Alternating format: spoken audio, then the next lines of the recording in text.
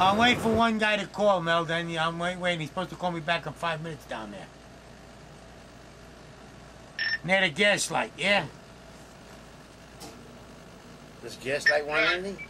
Giancarlo, yeah. Oh, Giancarlo Esposito, He yeah. used to be my waiter at the... At Curtains Up. At Curtains Up, on a restaurant on 43rd and 9th Avenue. He was such a nice fella. Gee, he made it. John the actor used Whenever to I see him in the movies, truck. I feel good. Yeah, John the actor's around, yeah? You know, your best friend, John the actor? He's going with this girl, Kim, yeah? He's going to ask to speak to the door. Yeah? She used to be a lifeguard. That's his ex. Well, I knew George Rapp. I don't know. I think we went to school together at PS 51 here. The 105. 45th. He was in a class ahead of me, though. Those were the good old days, too.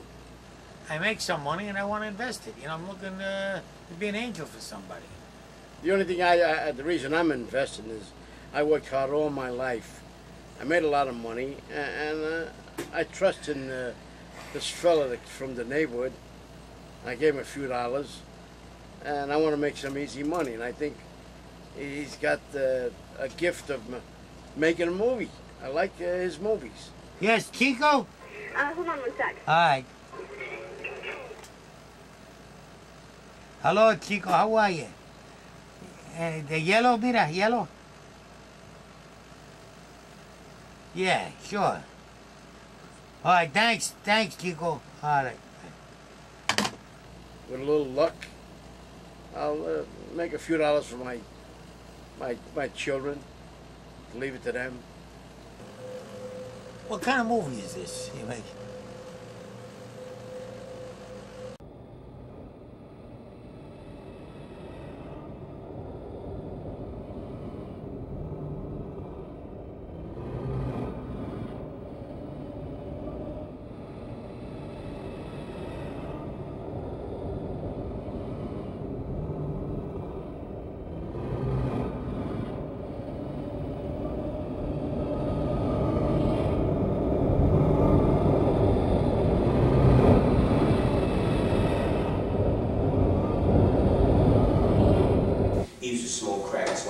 Talk about, you know.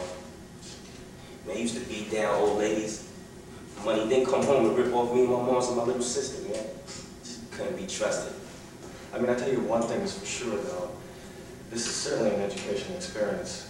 Never you hear bad about his people. Ever see such roll lives? I bet some of these people have criminal records, like as long as you are. My pops was my world to me as a kid. Yeah, he was high on crack. That's why I never really talked about it. You're always picking on him. Leave him alone. Fine, but what about my people? Stop. Just stop it. My pops was my world as a kid. It was pretty wild back then. Smoking, riffing, niggas and shit. That's why I don't let my children look at television or watch the movie. The casting process for God Has a Rap Sheet was definitely a laborious process. Thankfully for me, I got all the actors in the movie by way of showing them a documentary I made called The Artists of Hell's Kitchen. I showed them the script. Of course, they knew me from the Jerky Boys, which was a negative thing because even though I thought what we did was artistically brilliant, most of the people perceived it as more of a lowbrow kind of toilet humor kind of thing. So how do you convince serious actors that I'm not going to make this thing into a slapstick comedy?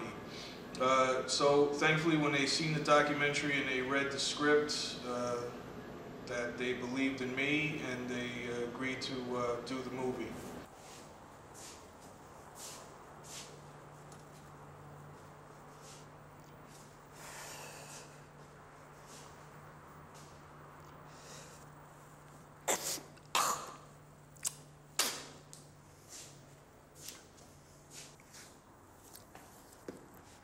Independent films, I think, are more adventurous in their attempt and execution, whereas they'll try different things that possibly Hollywood wouldn't try. And for that in itself, I'm willing to, it's more exciting to work on independent films just for that reason alone. Kamal's a perfectionist, which is always a good thing because it helps push everybody. It can be a bad thing because you can also get to the point where you're beating yourself up over things that are perhaps not as important in the aggregate, but you always want to try to do the best job you can, and having somebody who pushes you is always a good thing.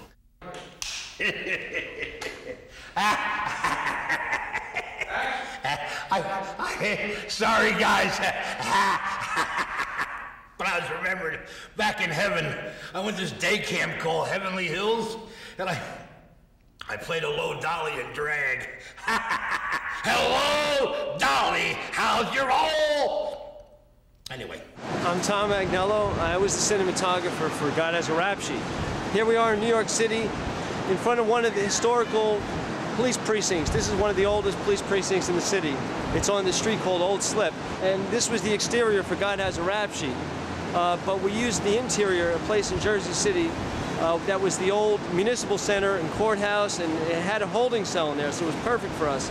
We shot most of the film in this great little location in Jersey City, and it had this holding cell with old dirty walls and a big nasty yellow light in the middle, and we let that nasty yellow light play in the middle, and I put all this lights around it, and sort of like a grid, so that I could shoot around 360 without having to set lights. But of course we had to, do a little fill light here and there.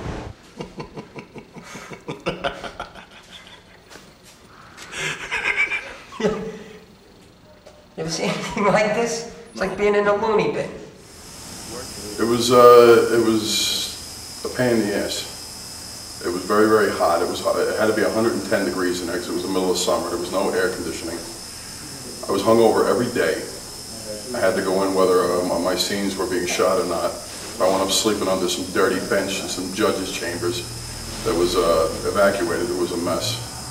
And it was like living in a flop house for a month. Working on the set of God Has a Rap Sheet was hot.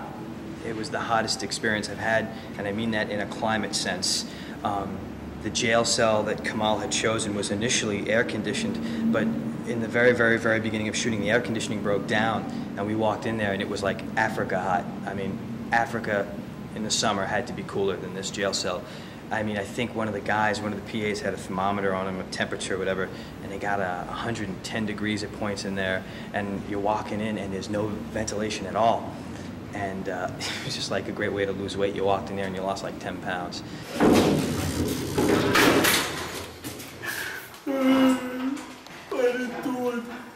I didn't do it. This is what's going to happen after when everyone sees the movie. This is where I'm going to be. I swear I tried my best to make the best movie I could. I swear. I swear. I could do 6 months in here standing on my head. I think one of the coolest stories we have, man, is actually going in the real jail cells.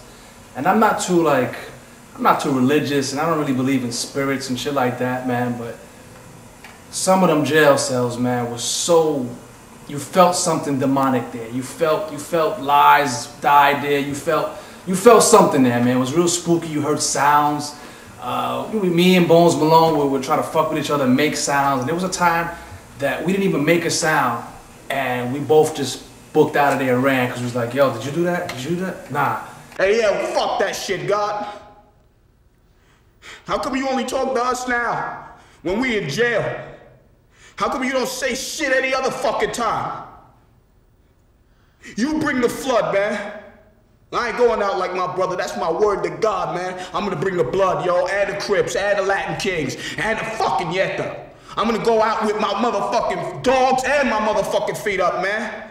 That's my word, man. Cause I ain't high, bro. I don't need that shit to fucking get down. Well, I gotta say that, the guy was an asshole. I mean, in a nice way. I don't mean it in a bad way. What I mean is he was most persistent. He kept calling me and calling me. Who is this fucking guy? He's calling me about this movie. He has no fucking money. How you gonna do a movie with no fucking money? Then you're calling me at all hours of the day, night. Shit, I've never met you before. I don't know who you are, man. The answer's no, okay? That guy still fucking called. I told him no. He calls anyway. I was about to get like some kind of restraining order against the guy, but I don't know where he fucking lives. Then I kind of figured, like, now, give me the script to read. I got his address. You know, I know the guy's first and last name. Now I could get a restraining order. And he finally gets me. The guy gets me to do the film.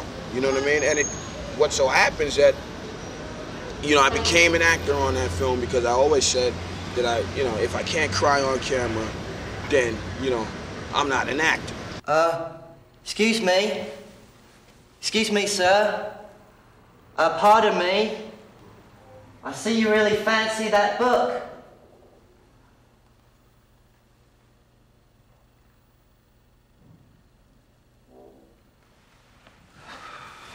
Guess not. I'd always been interested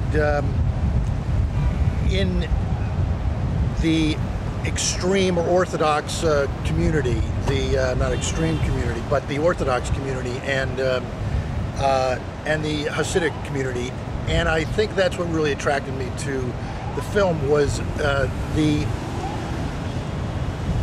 purity, the devoutness of the character, and really the inner struggle with the disease that he had at the moment that really when he was arrested and throughout the film. I mean, he's really dealing with his own demons, and it was a very interesting character to play. I enjoyed people of different backgrounds, different beliefs, different cultures, different religions, all in a confined, claustrophobic space, and what would culminate from that situation. نقتلكم كلاب كلاب كلكم كلاب ما تعطيني لأن أنا عربي ما تمدني يهود شديتوا الأرض ولكن ما يقدر لكم غير الإله يقدر لكم نعلكم الله نعلة الله عليكم. Yeah, my character is a funny character. The Arab taxi driver. Yeah, he's cool and he's a little crazy. It's New York. So what I liked about it is his struggle, you know. He was struggling with his wife being sick, having a cancer. He was struggling, having a loan. And of course, he's an Arab in New York City. It was an interesting slice of life, different groups and different personalities all, because that's the great thing about New York is that there's so many different personality types here, but each different person lives in their own world and they have their own friends. And it's not until people are thrown into a situation like in this film that they really interact and they really find out that a lot of people are the same. We all want the same things. We all strive for the same things. And there's a common bond that runs through everybody, and that's what was interesting about this film, is discovering that common bond. You good man. You good man. But God is a bad man. God is a bad man.